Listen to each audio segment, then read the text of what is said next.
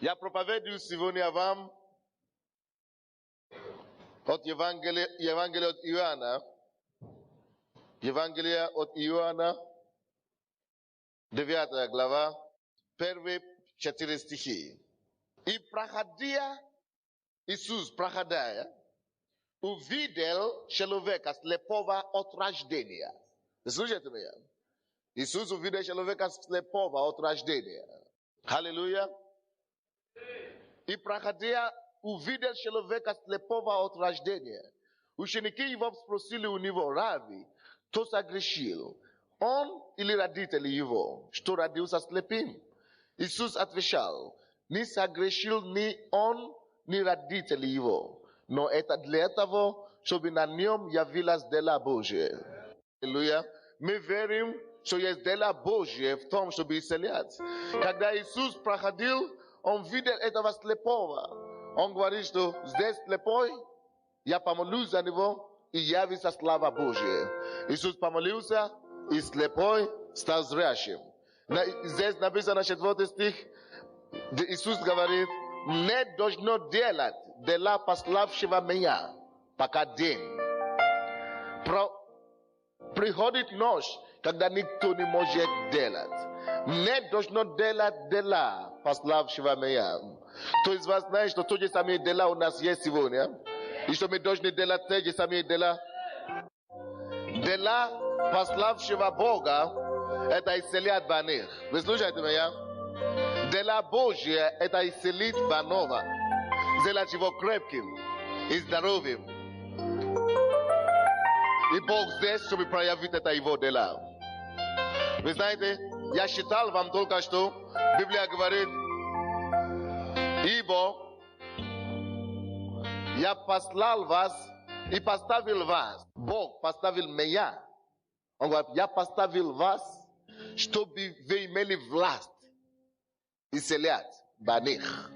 Я имею власть исцелить вас сегодня. Власть Иисуса. Я имею власть исцелить вас. Я имею власть исцелить вас.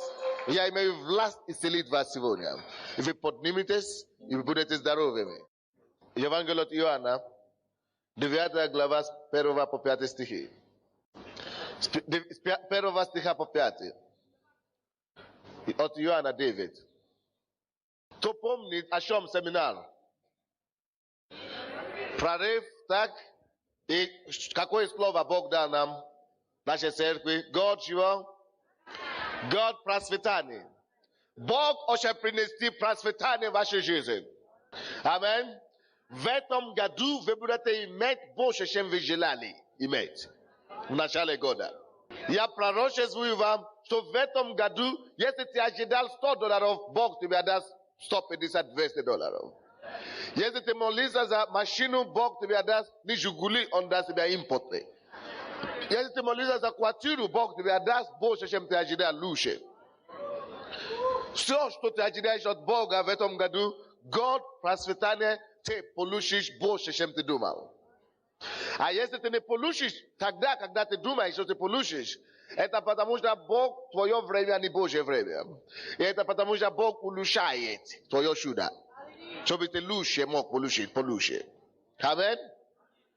Все, у кого болит сердце, я вам уже сказал, положите руки, опять Бог израиль другое сердце сейчас. Именем Иисуса на балконе, положите руки на сердце. Во имя Иисуса будьте здоровое сердце. Аллилуйя. На 1 стиха 9 главы, почитайте. И проходил, увидел человека слепого от рождения. Ученики его спросили у него: Рави, кто согрешил, он или родители его, что родился слепым? Иисус отвечал: не согрешил ни он, ни родители его, но это для того, чтобы на нем явилась дела Божия. Первая часть мы уже видели, что дела Божия явилась через наших братьев и сестер. Это первая часть. Вторая часть для вас, здоровья. 4 стих. Не должно делать дела пославшего меня, пока день. Приходит ночь, когда никто не может делать. Это слово «я не должно делать дела». Это то же самое, что «я должен работать». Аминь. не должно делать дела, это значит, я должен работать, иначе говоря, в современном языке. Поэтому я проповедую сегодня на теме, я должен работать, вопросительный знак, восклицательный знак. Я должен работать, это говорится о тебе. Напиши себе, я должен работать. Чтобы процветание, которое ты желаешь, могло прийти в твою жизнь сегодня, ты должен работать. Чтобы Бог мог исполнить свою волю в твоей жизни, чтобы этот год процветания стал годом процветания для тебя, для твоей семьи, ты должен работать. Человек, у кого шея болит, Бог исцеляет вас, примите ваше исцеление во имя Иисуса. Бог никогда не воодушевляет лень. Бог никогда не подбодривает лень. Бог никогда не любит лентян даже. Вы слушаете меня? Потому что Бог не Бог лентян. Бог, он не лентяный Бог. Бог, он не безработный Бог. Бог, он не тот Бог, который не любит работать. Иисус говорит, я должен работать.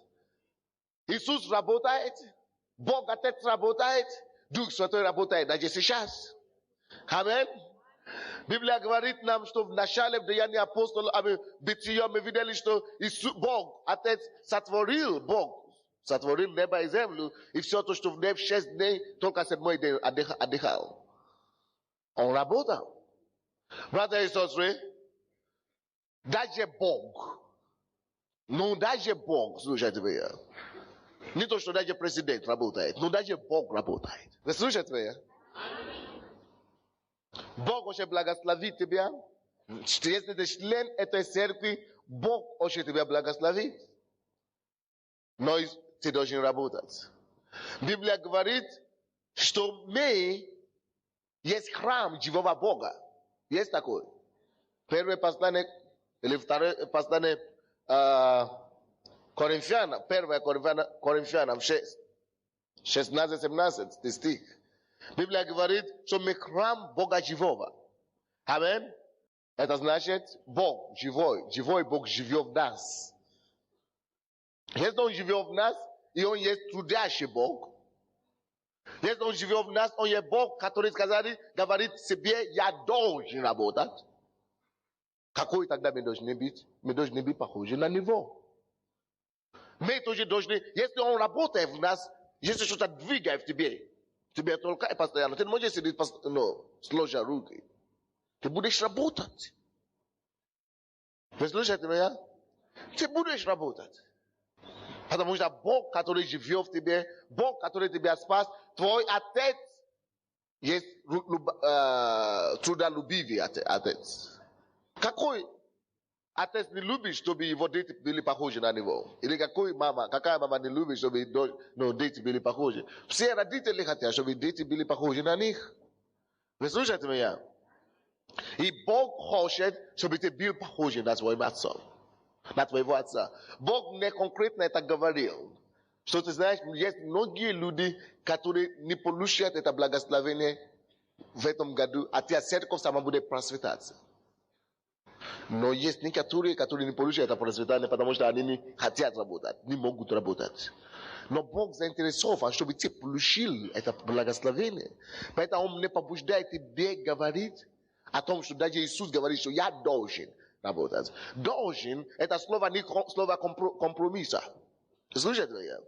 Это слово не слово, может быть, я могу работать, когда я хочу, когда я не хочу, я не буду. Или по желанию. Это должен, значит, у меня нет выбора. Если у Иисуса нет альтернативы, чем работать, то у тебя тем более. Ты скажешь, я, конечно, хочу работать.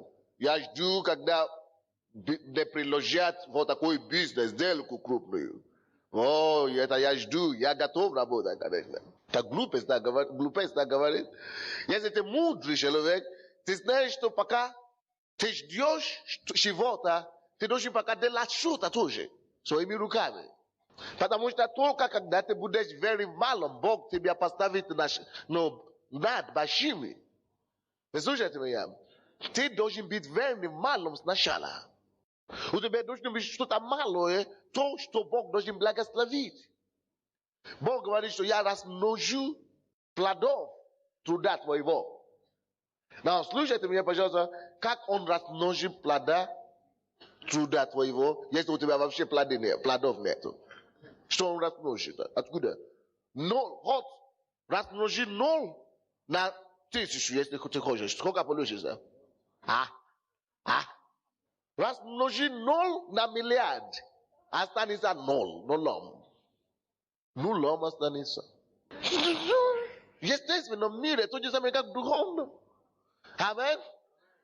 Пустоту не может размножать пустоту. 0 не размножается нулем. У Бога есть все тысячи, все миллионы. Он может размножить то, что у тебя есть, на количество. Сотни, которые у него есть, тысячи, которые у него есть. Но если у тебя только Господь, у меня 0, размножи 0. Он, конечно, поставит там и размножит, он даст тебе 1000, размножает твой 0 на 1000. Получается, 1000 с одной стороны, с другой стороны 0. Получается, опять 0. Поэтому Иисус говорит, я должен работать.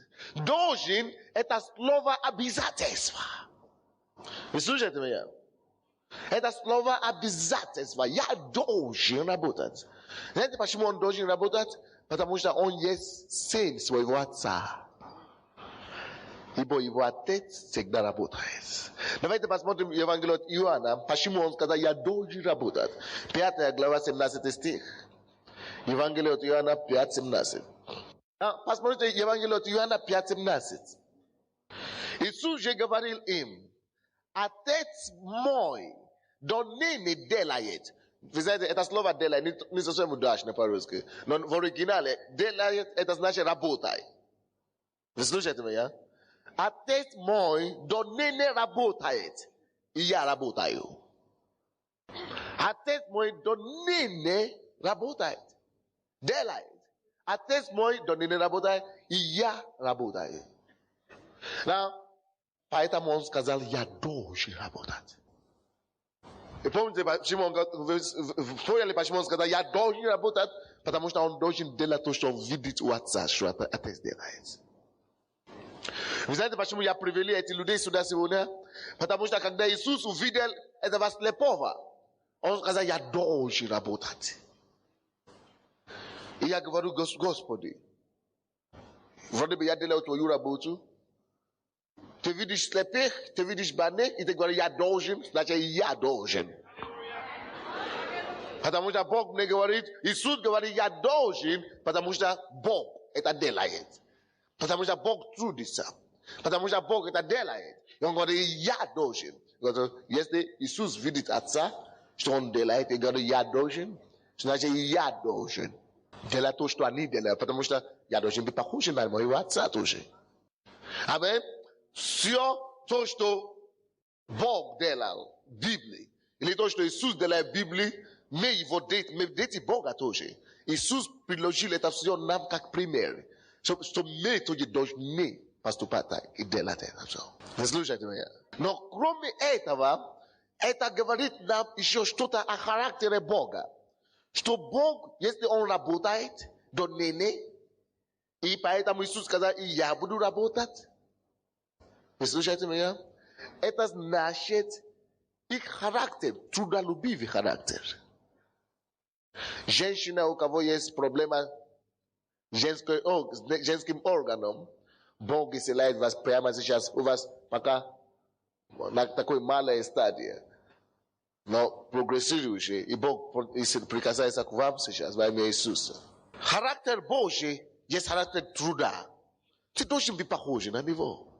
Ты должен быть трудяга.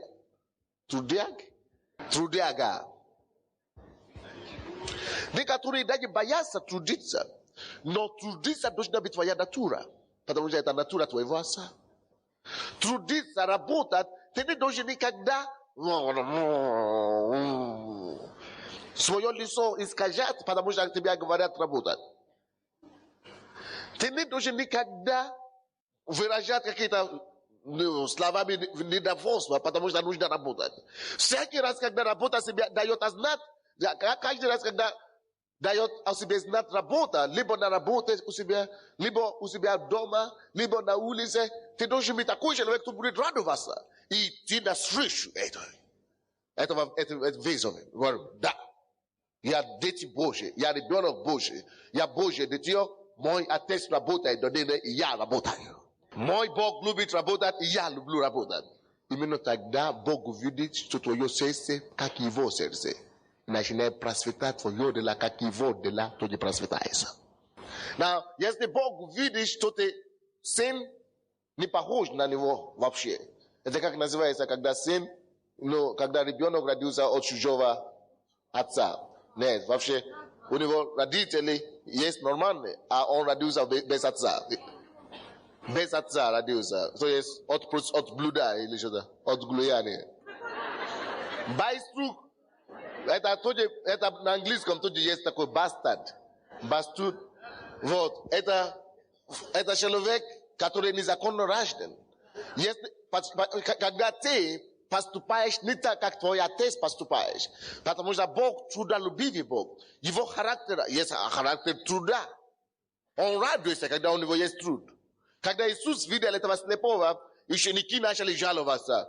Говорят, кто согрешил, он или его родители. Они хотят убежать от проблемы.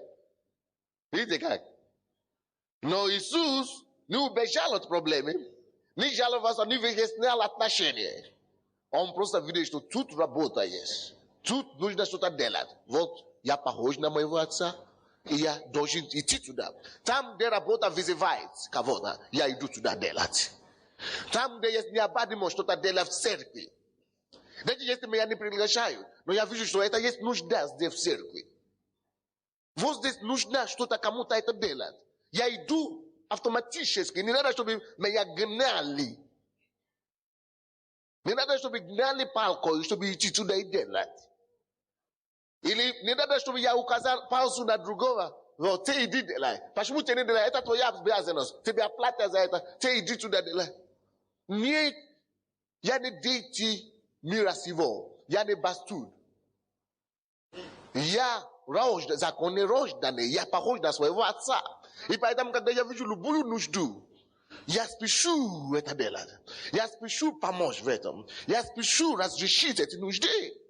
Вот что с кем Иисус был. Ты должен быть таким.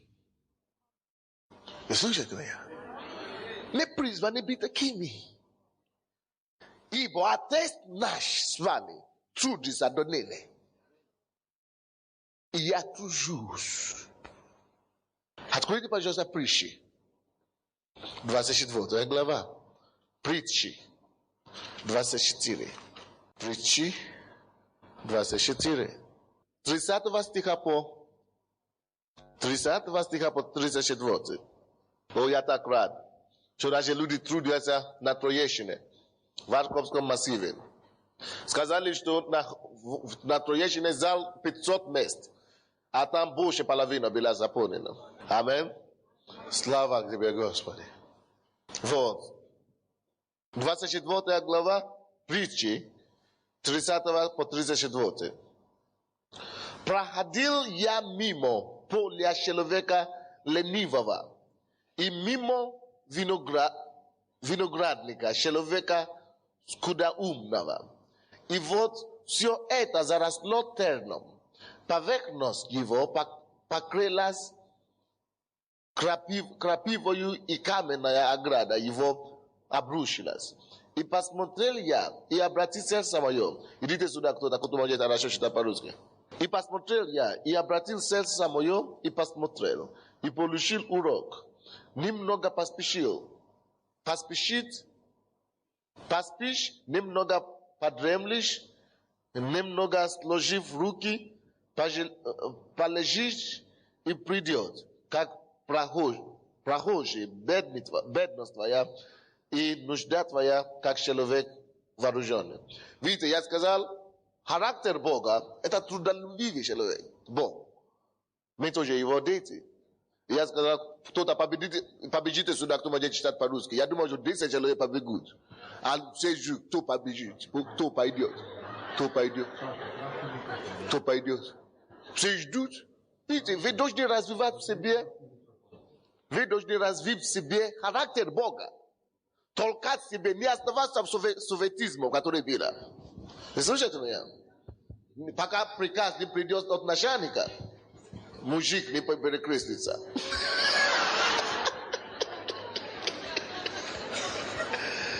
Да, это новая поговорка. Пока не получи приказ, не делаю ничего. Видишь? Так вот, кто может читать хорошо по-русски? Многие из вас можете читать хорошо. Кто-то пойдет. А почему кто-то это не ты?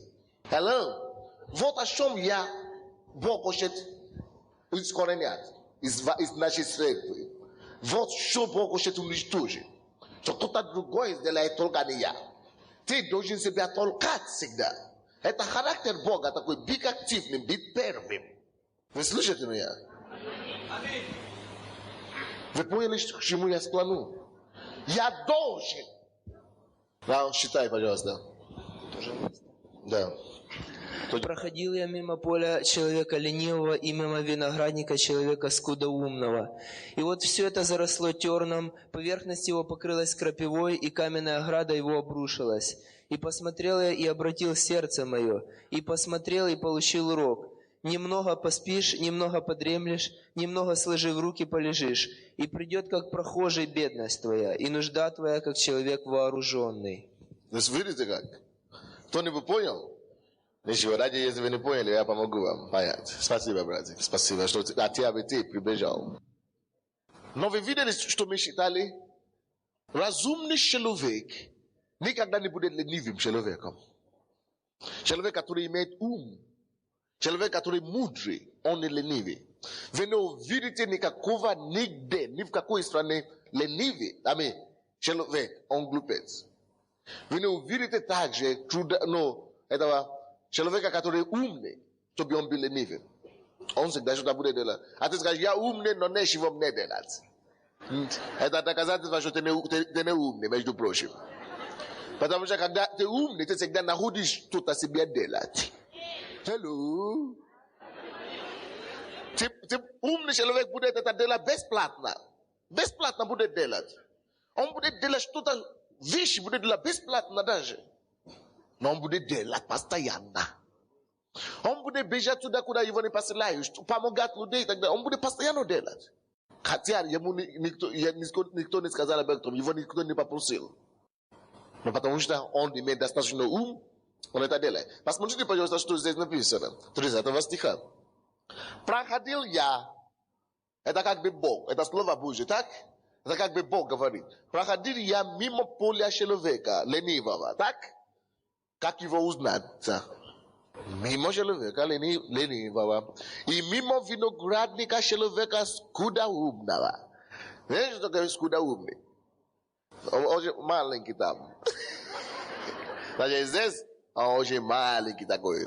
Он скудный. Он бедный здесь. Да. Короче, человек, недалекий. Человек глупый такой, получается. Да. Проходил туда, да? Рядом его хозяйство. Так? Рядом его поле. Так? 31 стих. И вот все это заросло. Все его поле заросло терном. Терном. Так? Поверхность его покрылась крапивою. И каменная ограда, даже которая была построена, может быть, даже не его рукой, кем-то была построена эта ограда каменная. И каменная ограда его обрушилась. Представляете, чтобы каменная ограда обрушилась? Каменная. Значит, уже оставили эта ограда, уже устарела, уже загнила, чтобы она обрушилась. Каменная ограда. Значит, он никогда, этот человек ленивый никогда не заботится, не позаботится, значит. Это значит, он вообще никогда не проявлял инициативы. Вот, каменная ограда, это символ того, что у тебя есть натурально, то, что Бог сам вложил уже в тебе. Now, кто из вас знает, что есть некоторые способности, которые у него есть? Что Бог вложил какие-то способности у вас, кто знает? Вы все знаете, что у вас есть какие-то способности внутри, что вложено в вас, так? Now, слушайте, это каменные ограды. Но когда это у ленивых людей, он даже оскорбляет Бога. Способности, которые у него есть, что Бог вложил какие-то способности у вас, кто знает? Вы все знаете, что у вас есть какие-то способности внутри, что вложено в вас, так? Now, слушайте, это каменные ограды. Но когда это у ленивых людей, он даже оскорбляет Бога. Вы знаете, каким образом он оскорбляет Бога? Он оскорбляет Бога, что он запустение. Опускает эту каменную ограду.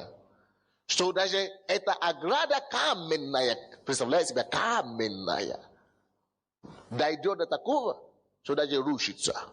Каменная ограда рушится. Потому что человек руки ленивый. Вы слушаете меня? Что это имеется в виду? Через лень вы разрушите все Божьи способности и таланты, которые у вас. Лень разрушит все, что Бог построил в вас. Лень разрушит все способности, все дары, какие Бог из рождения вложил в вас. Лень сделать вас нищим. Лень сделать вас скудоумным. Лень сделать вас вообще негодяем. Для себя, тем более для чужих. Я должен трудиться. Я должен работать. Ибо мой отец Донене трудится. Ибо отец мой трудится Донене. И я тружусь. Вы слушаете меня? Лень разрушит даже вещи, которые у тебя есть сам по себе. И потом кто-то скажет тебе, ты теперь такой способный. Говорю, я? Когда? Ты же умел рисовать. Я? Умел рисовать? Не помню. Потому что каменная ограда уже давно упала. Ты же раньше пел. Я пел. Лень уже разрешила способность петь. Ты же раньше играла. Как ты хорошо играл? Я? Я не помню. Никогда не играл. Ограда каменная уже упала.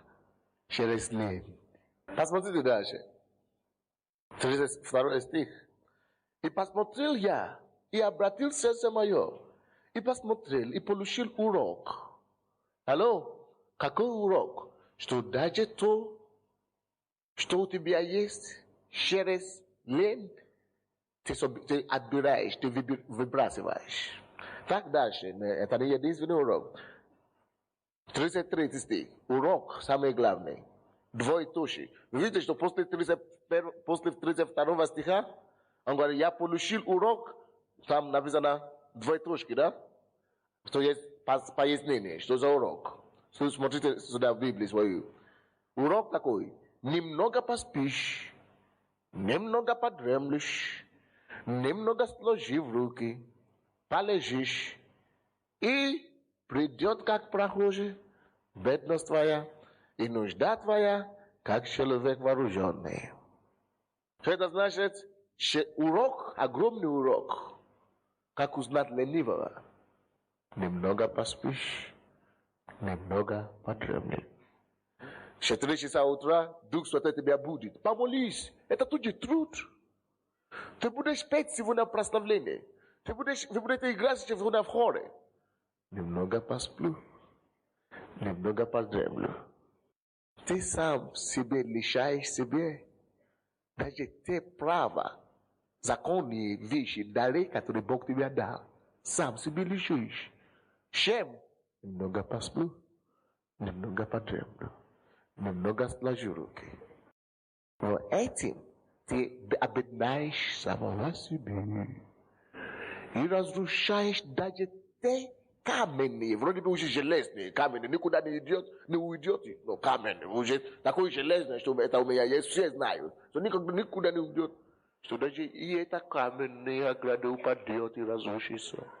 Благодаря немного послу, немного подремлю, немного послужу руки. Братья и сестры, послушайте меня. Я никогда еще не видел трудового человека. Я никогда еще не видел процветающего человека. Либо это бизнес в миру, либо это пасторской деятельности, либо это духовных вещах, либо это в интеллектуальных образованиях, либо это правительственной деятельности. Я никогда не видел человека, который имеет успех, который выделяется, который имеет действительно успех, чтобы он не был трудолюбивым человеком. Нет такого человека, который действительно передовой, является передовой человеком, и который действительно имеет успех. Любой сфере жизни, покажите мне любого человека, кто процветает, кто имеет успех где-то, в любой сфере жизни, я вам покажу трудолюбивого человека. Вообще, я вам покажу работоголика. Трудоголик. Вы знаете, что такое трудоголик? Трудоголик или работоголик, как по-русски? Трудоголик. Трудоголик – это то же самое, как алкоголик. Но только в другом смысле. Вы знаете, есть такое слово меланхолик. Вы знаете, что такое меланхолик? Такой вал, такой неинтересный. Я, наоборот, слава Богу, такой сангвиник, или как там называется. А? Сангвиник, да. Я уже забивал еще психологию, но ничего. Хороший. Но меланхолик это такой меланхолный такой. Хорошо. Но то же самое из этого слова меланхолик мы находим слово алкоголик, который пьяный постоянно под этим делом постоянно. А трудоголик это человек, который просто не может делать без труда. Алкоголик не может делать без алкоголя, но трудоголик просто не может делать без труда, без работы. Те и я должны быть трудоголики, хорошие вместе. Не быть рабом труда, но просто иметь это, как своей природе. Покажите мне успешного пастора, я вам покажу трудоголика. Покажите мне успешного бизнесмена, я вам покажу трудоголика. Покажите мне успешного политика, я вам покажу трудоголика. Вы слушаете меня? То есть ты не можешь иметь успех лучше, чем тот вклад у труда, который ты вложишь. Но человек, который немного спишь, немного посплю, немного подремлю, немного сложив руки, немного полежу. Библия говорит, что будет с этим человеком. Братья и сестры, если ты пришел к Богу, приди к Нему на 100%. Я всегда говорю, что если есть член нашей церкви, то молится меньше часа, он вообще не член церкви еще, он просто прихожан. В день. Если ты уже пришел к Богу, приди по-настоящему. А если есть лидер в этой церкви, то молится меньше, чем 2 часов в день. Если я узнаю об этом, я его уволю. Он не будет больше лидером. Но Бог знает об этом, Бог тебя уволит все равно однажды. Вы слышите меня? Потому что, если ты уже пришел к Богу, приди всем своим сердцем, приди всем своим разумом и служи Ему всей своей крепостью. Не одна нога там, одна нога сюда, одна нога в миру, одна нога в церкви. Будь похожим на... Библия говорит, что все то, что найдут твои руки делать, сделай как? Со всем своим сердцем. Все, что твои руки находят делать, делай со всем своим сердцем. И Библия говорит, люди, которые любят спать слишком много, конечно, положено спать 7 часов, но люди, которые имеют успех, вряд ли они даже спят 7 часов в сутки. Но ленивый, он даже спит и больше, чем 7 часов в сутки. Еще и дремлет, еще и сложит руки, еще и немного полежит. А потом ты скажешь ему, что ты делаешь? Я молюсь. Целыми днями молится. Брось. Детская игра. Какой бы ты ни был духовный, ты не можешь быть только дома молиться только. Есть время на молитве, но кроме молитвы ты что не будет делать. Даже хочешь молиться или не нами, и ничего не делай, ничего не увидишь, и не покушаешь тоже. Ничего не будет. Вот пустись молиться 24 часа в сутки, 30 дней в месяц. Ничего не будет. На тебе. Надо что-то делать, чтобы Бог мог размножить это и благословить. Молитва – это чтобы Бог благословил. Но надо, чтобы Он имел что-то благословить. Алло? Поэтому Библия говорит, ленивый человек придет как прихожий, бедность его. Это не только физическая бедность. Ленивый человек, он будет бедный в душе, он будет бедный в духе, он будет бедный в духовных вещах. Но не все не призваны трудиться так и физически, но есть разные виды труда. Допустим, я не работаю на заводе, но я тружусь, я знаю, что я тружусь. Амин? Вы не работаете тоже на заводе или в фабрике, но вы трудитесь. Библия говорит, что трудящимся в слове. Значит, есть такие люди, которые трудятся в слове. И Бог сам обеспечивает таких людей. Амин? То есть люди, которые трудятся в духовные вещи, помогают людям и так далее. И не получают зарплату за это. Но Бог будет знать, как их задержать. Но не то, что они спят. Не то, что они ложат руки. Они не лежат тоже. Они трудятся. То есть просто есть разные формы труда. Амин? Вы слушаете меня?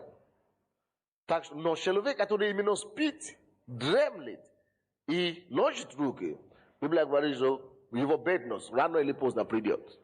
Рано или поздно придет твоя бедность, так? И нужда. Он будет постоянно в нужде. Поэтому, братья и сестры, почему я это говорю? Бог объявил нам, что этот год будет для нас годом процветания.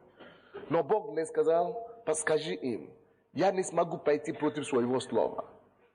В моем слове я очень так написал, что ленивый человек, его бедность придет рано или поздно. Что ленивый человек, что он постоянно будет в нуждах. Так что, какое бы ни было помазание, которое я дам в церковь, если они будут ленивыми, они будут лишать себя эти благословения. Вы слушаете меня? Но не случайно, что благодаря, даже Бог уже начинает подтверждать это слово, которое Он нам дал. Правда? Что нам предлагает около 200 мест во Францию ехать контракт на 2,5 года. Члены нашей церкви, мужчины, что связано с автоазайством. Или водители, или слесари, или сборщики, или что-то такое. А в Америку где-то от 60 до 100 человек должны ехать в контракт в 5 лет. Мужчины и женщины, неважно, 18 лет. Бог открывает это ухо сейчас. Во имя Иисуса я повелеваю это ухо открыться. Во имя Иисуса положи свою руку на правое ухо. Бог открывает его прямо для вас сейчас. Радуйся. Благодари Господа за твое ухо, которое начнем меня слушать хорошо. Видите, но человек, который не хочет трудиться и не хочет работать, вы слушаете меня, все возможности будет, но он не сможет воспользоваться. Люди, которые дали слово, Богу слово, когда пастор Генри проповедовал, что они хотят что-то дать Богу, вы уже все записали. Если вы еще не записывали себя, свои, это самое, после служения, пожалуйста, подойдите к книжной ларке. Там есть записывают. Что вы обещали дать Богу, напишите свое имя и фамилию, и напишите то, что вы обещали дать Богу, потому что я буду молиться об этом. Не то, что я надеюсь дать Богу, это должно быть, что у вас уже есть дать Богу. Аминь. А потом вы принесете для Бога. Это тоже есть труд. Аминь. Отец мой делает. И я делаю. Братья и сестры, я люблю вас. Но я должен вам говорить эту истину. Бог не сказал. Аминь. Это то, что будет мешать вам единственное наслаждать Божьей изобилием в этом году. Потому что Бог поднимет уровень жизни наших людей, так как даже вы не ожидали, братья. Пожалуйста, хоть уборщица работай, но делай что-нибудь, оттуда Бог тебя поднимет на высшую стадию. Аминь. Давайте посмотрим еще одно местописание, прежде чем я закончу. Евангелие от Иоанна. Евангелие от Иоанна 4, 31 глава. Евангелие от Иоанна 4. 4 глава, 31 стиха по 34. Евангелие от Иоанна. Так, 4 глава, 31 по 34. Между тем ученики просили его, говоря: Рави, ешь. Видите, многие из нас, единственное, что мы хотим, это есть. Ешь. И да, папа, дай есть. Мама, дай есть. Ученики просят его: ешь. Многие из вас, вы хотите, чтобы только вам просили есть. А трудиться? Обижаюсь сразу. Не, я обижаюсь. Не. Но другой человек, видите, Бог делает свою работу прямо сейчас. Если у вас после всего молитвы, у вас еще болит колено, не колено, выше колени. Выше колени левой ноги. Если вы хотите, чтобы я был более специфический. Левой ноги, выше колена. Пожалуйста, поднимите свою руку. Аминь.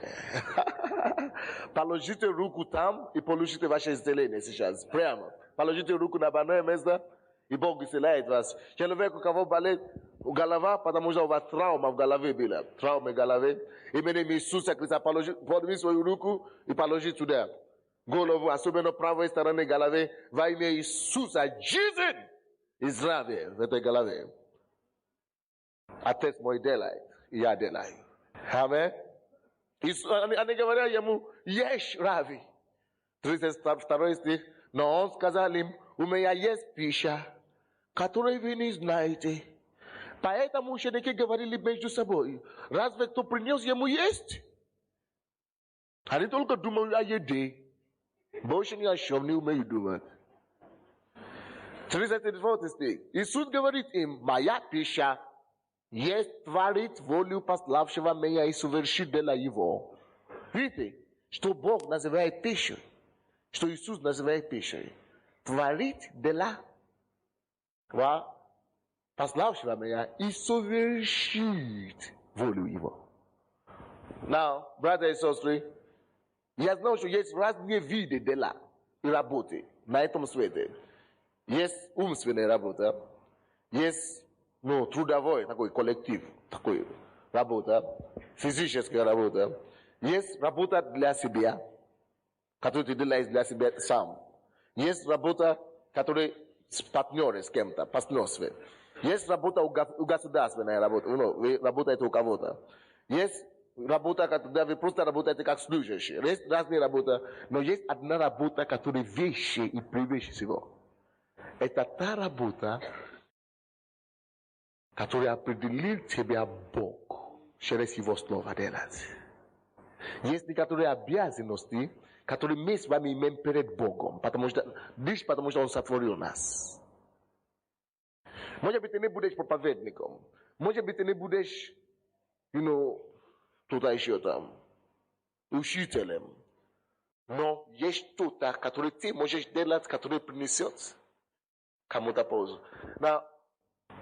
Этот человек имеет эту проблему в районе сердца. И вы думаете, что это у вас сердце болит, но я думаю, что Бог мне говорит, что у вас не сердце болит, а легкие. Только левые легкие. Легкие у вас болит. Очень серьезно. Беспокоит. Вы думали, что это сердце? Поднимите свои руки. Господь, именем Иисуса, я арестую это положение. И я повелеваю, чтобы оно изменилось к лучшему. Получите здравие и крепость. Во имя Иисуса. Но есть труд, который определяет Бог.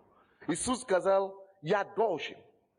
Пища моя есть творить de la paslav shivamaya. Isoversha vuliu. You know. Now, brothers and sisters, слушайте сюда. Если ты работник, если ты работаешь, ты хорошо работаешь, ты можешь использовать твои деньги на любые суммы. Все смотрите на меня сейчас. Что я имею в виду, что есть разные труда. Но только один труд самый полезный. То, что Иисус говорит. Делать волю пославшего меня, исполнить волю Его. Смотрите сюда.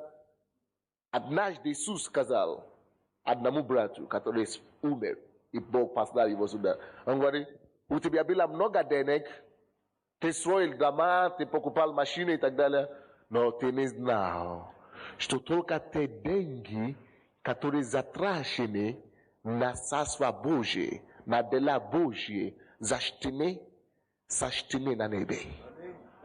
Вы слышите меня?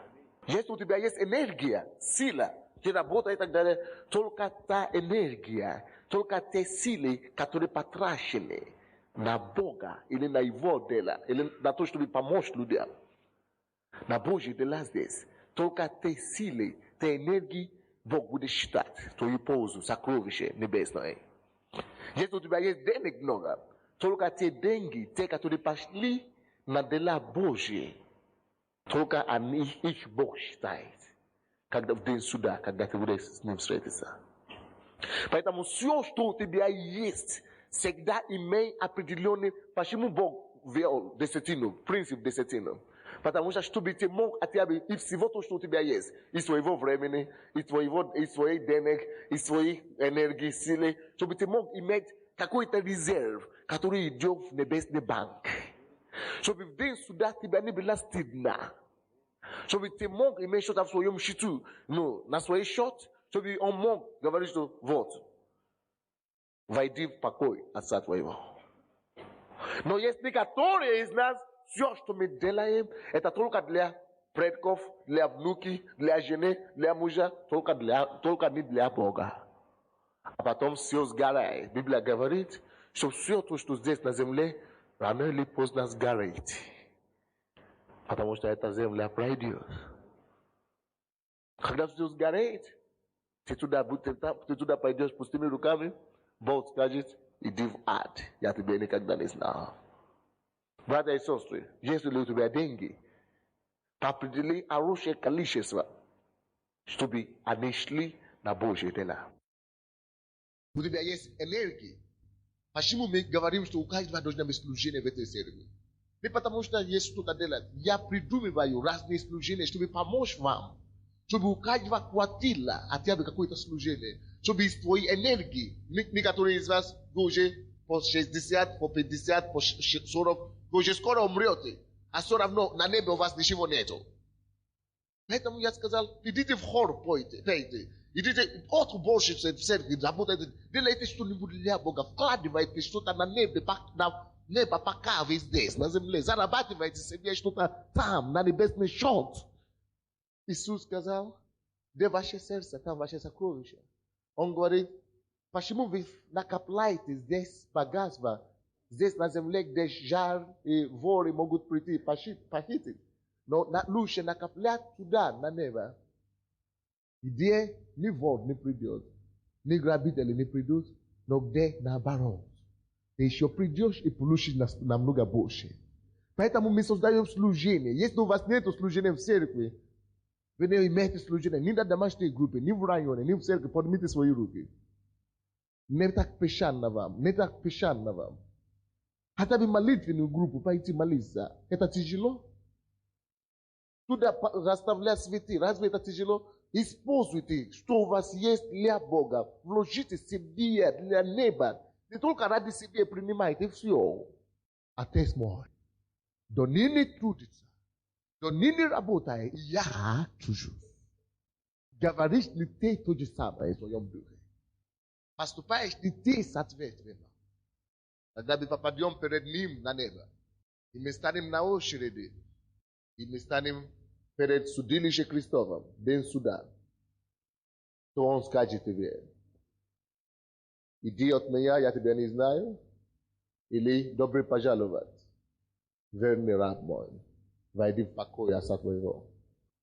Не просто жалко, но я молюсь, то в этом году все изменится к лучшему. И ваше процветание придет, не ваша бедность. Ваше продвижение вперед придет, не ваша нужда. Во имя Иисуса Христа. Давайте станем. Подними свои руки. Подними свои руки. Открой свое сердце и говори: Господь, я благодарю Тебя за Твое Слово. Я благодарю Тебя, что Твое Слово живо и действенно. Господь, я хочу трудиться для Бога, для общества, для себя, для своей семьи. Я хочу иметь работу, чтобы Ты мог благословил меня, Господь. Я хочу сказать, как Иисус, что я должен работать. Я должен работать. Я должен работать. Я должен иметь труд. Тогда Твое процветание придет. Тогда благополучие придет. Давайте поговорим с Богом. Помоги мне, Господь. Дай мне работу, что делать. Дай мне работу в церкви. Дай мне работу на улице, в обществе. Дай мне какое-то дело в городе. Дай мне работу в доме. Поговорите с Богом о себе. Поговорите с Богом, братья. Давайте поговорим с Богом.